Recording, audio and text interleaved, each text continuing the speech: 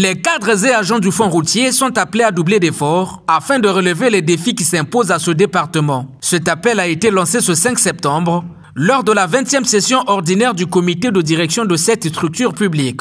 Une réunion assortie de plusieurs recommandations allant dans le sens de rendre plus dynamique cet instrument. Le comité de direction a pris 5 délibérations et une recommandation.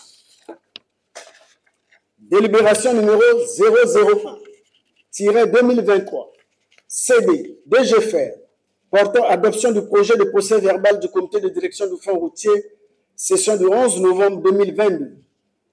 2. Délibération numéro 002-2023, CD, DGFR, portant adoption du rapport d'activité du fonds routier exercice 2022. 3. Délibération numéro 003-2023, CD, DGFR, portant approbation des comptes du fonds routier de l'exercice 2022. 4.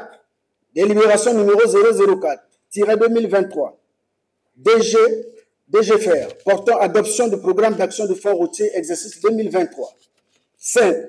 Délibération numéro 005-2023, CD, DGFR, portant adoption du budget du fonds routier exercice 2023.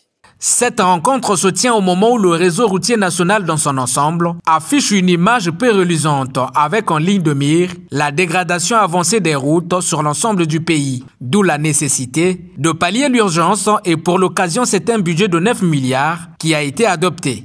Nous avons des camions de plus en plus lourds qui sont de moins en moins contrôlés et tout cela emporte une dégradation. Ce n'est pas forcément dans une mauvaise construction des routes. Il y a l'usage et nous essayons de faire que par le pesage, c'est-à-dire le contrôle de la charge à l'essieu des différents camions qui passent, par l'évacuation des eaux et par tout ce que nous pouvons faire, le drainage, que les ouvrages résistent au temps. Nous avons exploré des pistes pour obtenir plus d'argent, pour faire plus de travaux.